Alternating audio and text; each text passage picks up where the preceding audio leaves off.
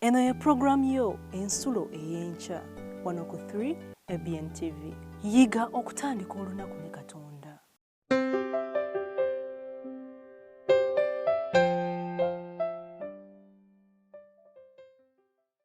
Mbanirizaako nnyo mu linnya lya Mukama waffe Yesu Kristo.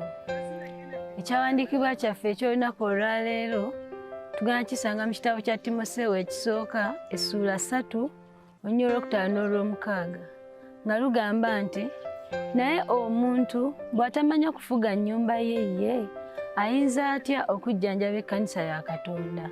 Si oyo eyakakyuka alemenga okwekulumbaza n'amalagwa mu musango gwa Setaani.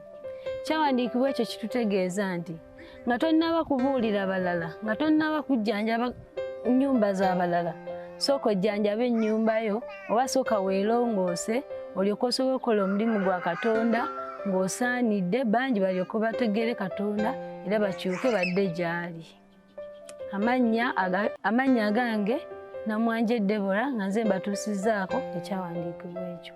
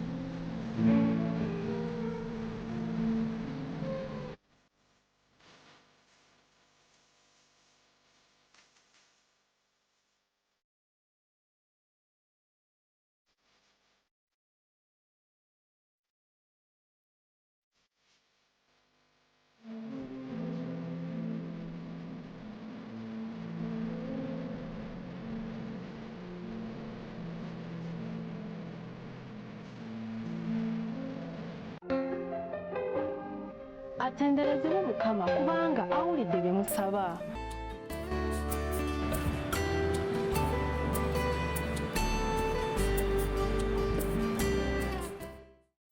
Omulabe waffe omulungi nkwaniriza ku programu ensulo ey'enkya ku 3 ABN TV. Omulamwa kwe kutandika n'okusaba n'okweteeka okwewaayo eri Mukama akukulembere mu mirimu gyo.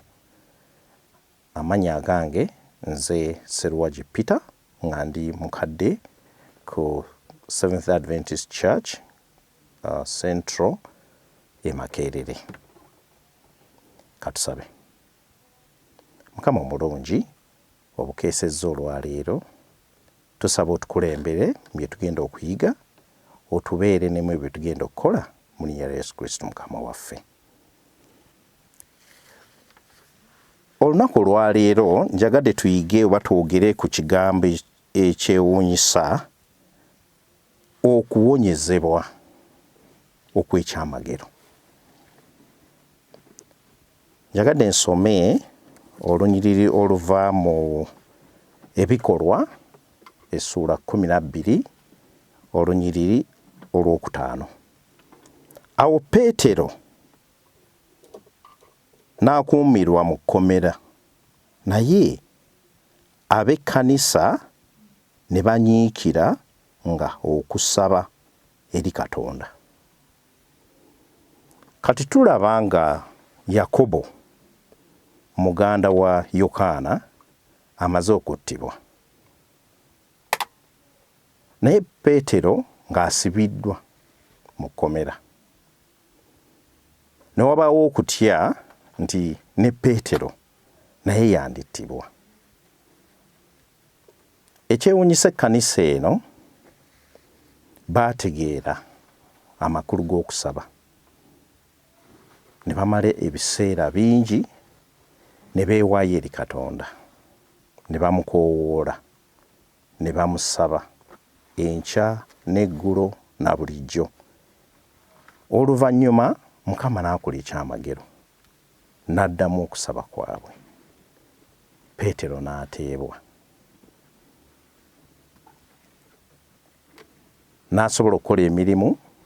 In fact n'awandiika n'ebitabo 2 bye tumanyi mu Bayibuli.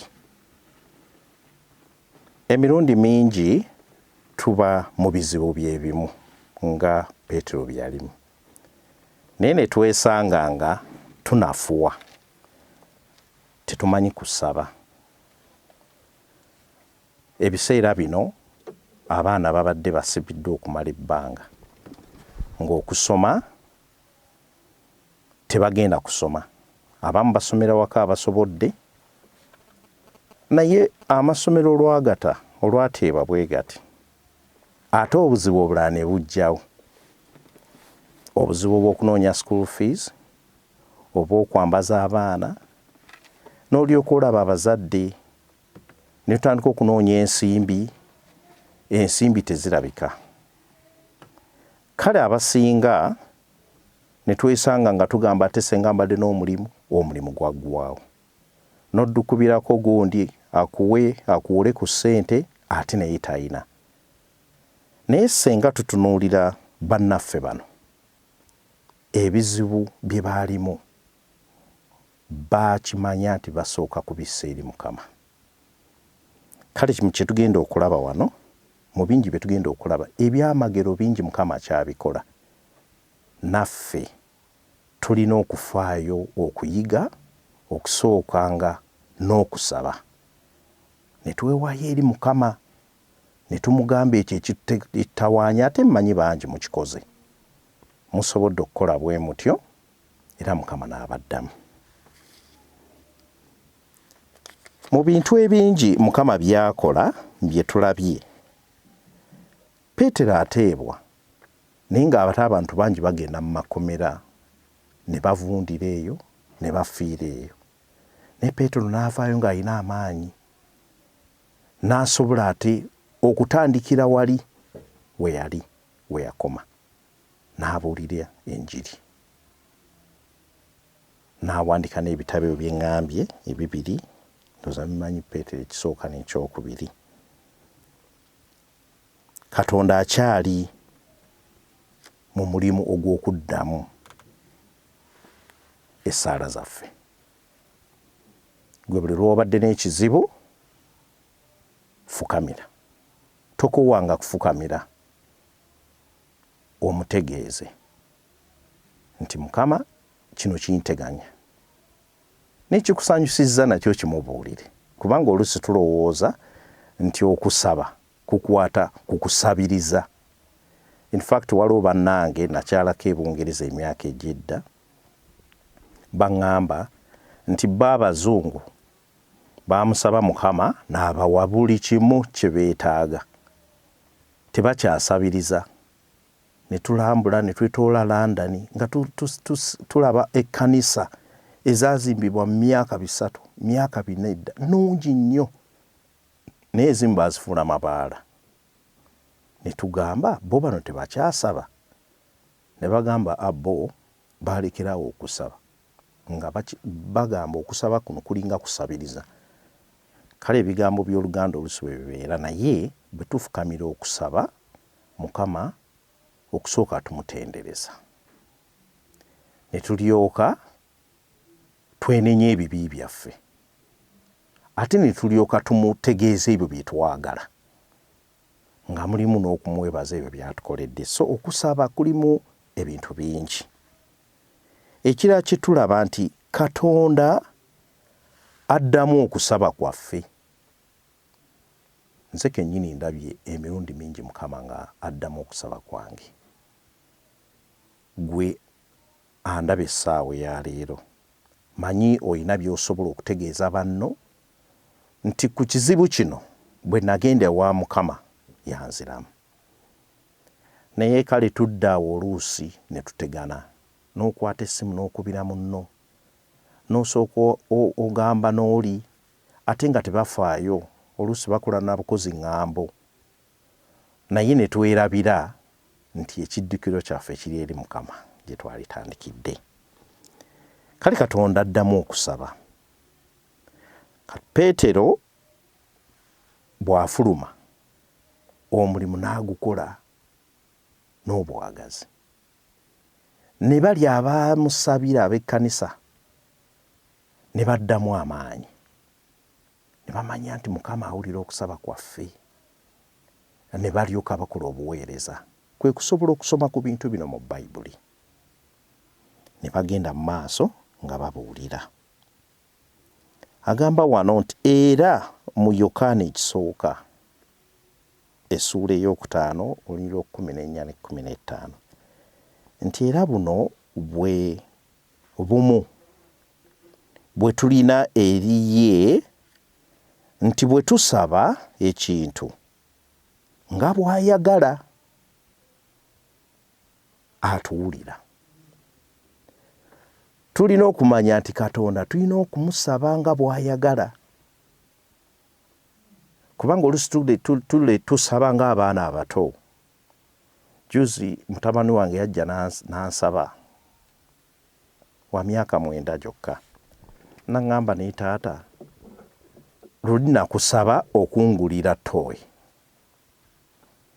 naye toyi toginguliranga.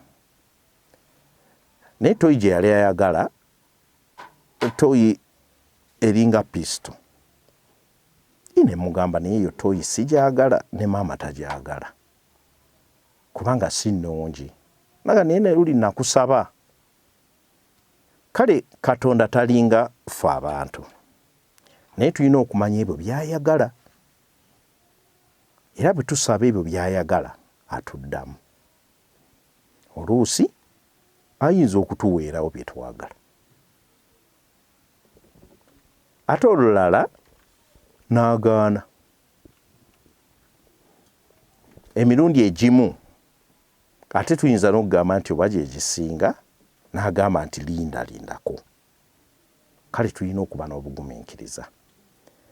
Olunyiri lweyongera ne lugamba nti era bwe tumanya nga tuwulira buli kye tusaba, tumanyi nga tulina ebyo bye tusabye. Bwe tusaba ne tuwulira ekyo kye tusaba, olina okuwulira ki ky'osaba.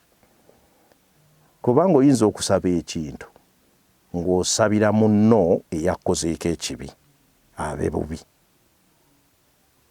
Kati Katonda n'omussa mu ttuluba eryo nti kubanga ono wamukyaye naye alina okumukyawa.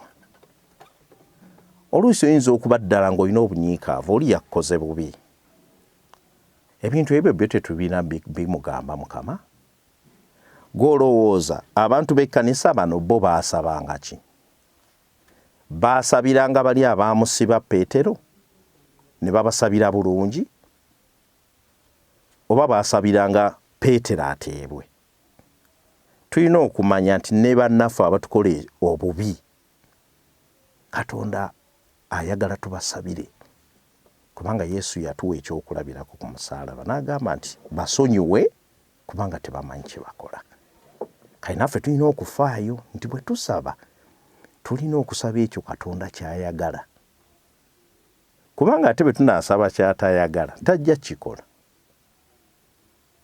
Juzi twali tulaba omupiira guno ogenda mu maaso ogwa AFCON, ne tulaba ttiimu zombi nga buli omu afukamira n'asaba. Ettiimu emu yali ya ggwanga lya Egypt,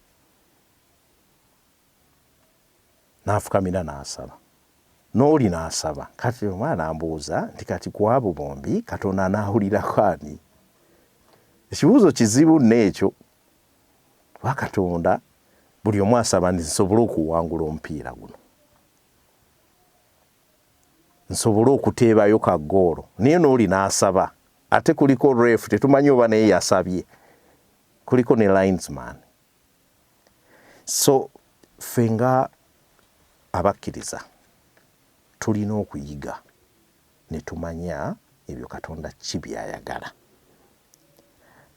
Bwe tuba tusaba tusobole okuwuliriza, tusobole okumanya nti kye tusaba kikwatagana n'okwagala kwa Katonda, kubanga tukakasizza nti addamu. Naye ate era y'omu yatugambye wano nti naye waliwo emirundi gy'ataddamu. Kitegeeza ki? Nti tatuwulidde, tafaayo, tatwagaliza. Naye kimu ku byaleeta Yesu ku nsi kwe kutulaga nti ategeera obulumi bwe tuyitamu. Ebintu ebimu bye yeetabamu byali bya ssanyu nga ku mbaga, naye ate n'ebizibu byayitamu n'ategeera obulumi n'okutuuka okuttibwa ku musaalaba. So bwe tusaba tulina okumanya nti afaayo, naye newankubadde oluusi tatuzzeemu tulina okuba n'okukkiriza nti bwe tuba tukitegedde nti tusabye ng'okwagala kwe bwe kuli, ajja kutuddamu oba ajja kusalawo akole ekyo kiye kyayagala, kubanga asigalayo Katonda. Naye tusaba tutya? Kubanga okusaba kwaffe kuno kulina okutuyamba. Abantu abangi tebamanyi kusaba. Abantu abamu bwe basaba tebasobola na kumalako ddakiika emu. Naye nange waliwo ebiseera ebimu bwefukamira ng'ekintu kinzitoweredde, ine ngamba ntandikirewa. Ekirungi mukyala wange amanyi okusaba. Bwe mba nfunye obuzibu ngamba jangu tusabire wamu. Tuyige okufuna bannaffe oluusi be tusaba nabo mu maka, n'okeera ku makya n'otandika n'okusaba, n'oyigiriza abaana bo ne beewaayo eri Mukama. Ngamba Katonda wange obukeesezza, sonyiwa byenyonoonye mu kiro, obanga mu kuloota oba mu birowoozo, nkulembera mu ngendo zange n'emirimu gyange gye ngenda okukola, ne weewaayo eri Katonda, n'okkiriza ng'ofuluma nti at least akukulembedde. Waliwo bannaffe abamu abazannya obululu, kankuyite betting, ennaku zino bakuyita betting. Naye fedde emyaka egy'emabega waaliwo akalulu ke bayitanga jada. Kajada wagulanga ka tiketi n'okatakula n'otereka n'olinda ne basoma ennamba ezawangudde ng'eyo teriimu, n'ogula akalala. Kati nno emirundi mingi nga tusuubira nti bakulaga awangudde, ono yawangudde $5,000, ono yawangudde miliyoni, ne bawa n'awangudde miliyoni 5. Ino gamba nenja kutakula, ino gamba oyo yatakudde bumeka.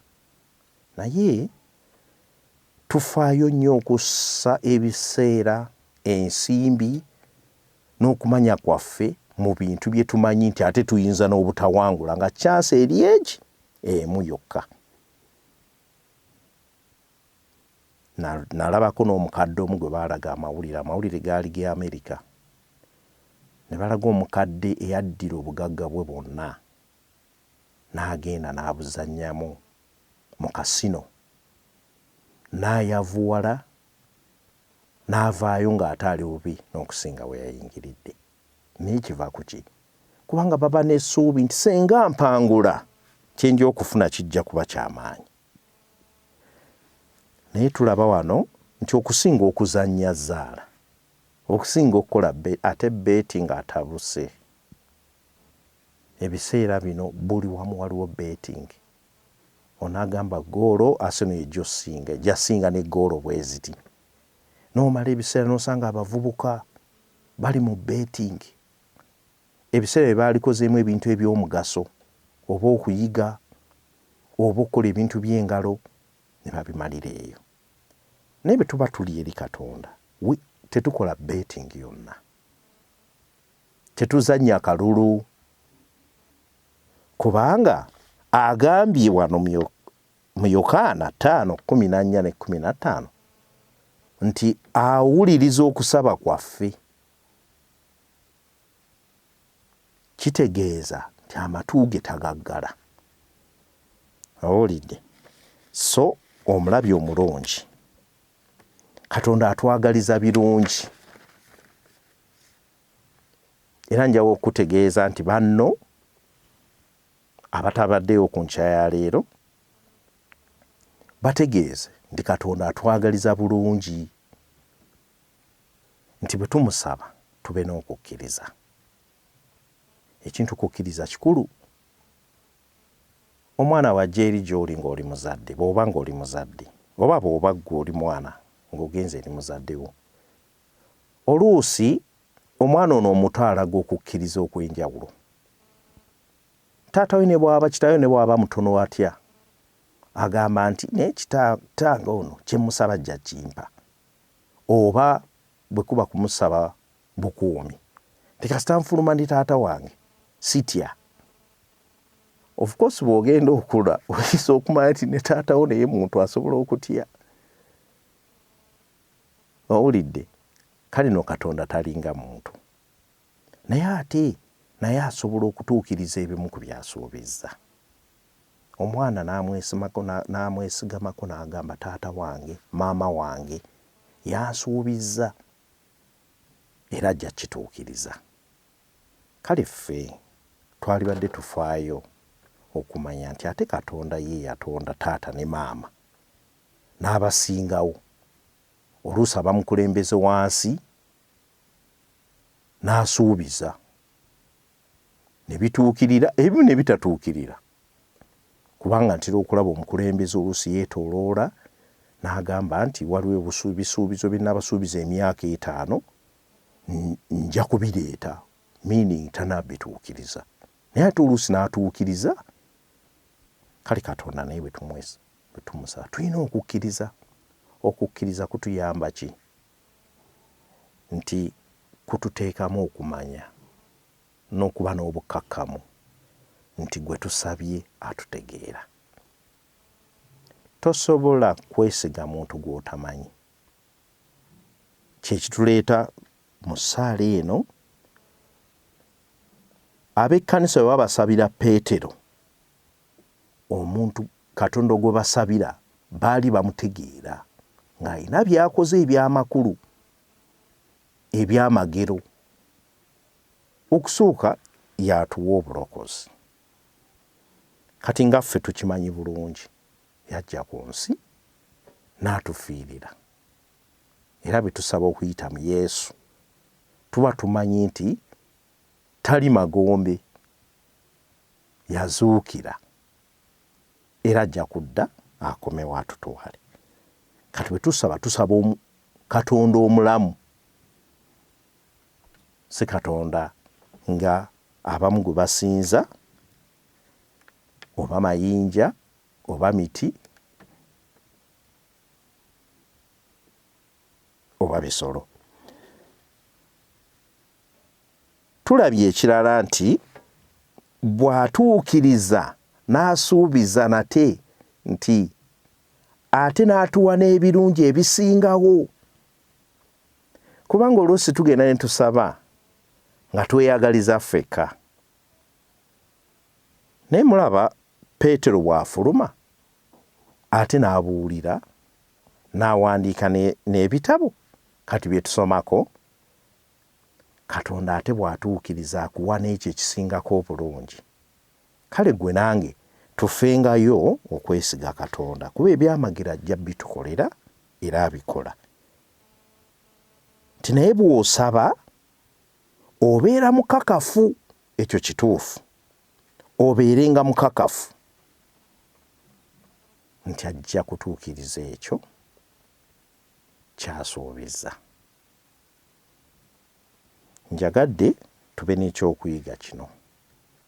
Tutandike olunaku nga tumanyi nti mu byonna bye tugenda okukola olwaleero Katonda agenda tukulembera. Oba ku mulimu gwo, oba mu bizinesi yo, oba mu misomo gyo. Mukama abeere wamu naawe, obeere n'olunaku olulungi. Katusabe. Mukama omutukuvu, tuwulidde nti waddamu okusaba kw'ekkanisa n'abantu abasabira Peetero n'asobola okuteebwa. Enkyaleero nga tufuluma okugenda okukola, okusoma n'okuweereza mu ngeri zonna tukulembere. Tukkiriza nti ojja tukolera ebirungi, otukolere n'ebyamagero n'ebizibu byaffe byonna obimalewo mu linnya lya Yesu Kristo Mukama waffe. Amiina. yiga okutandika olunaku ne Katonda olwo nno ebisuubizo bye birabike gy'oli.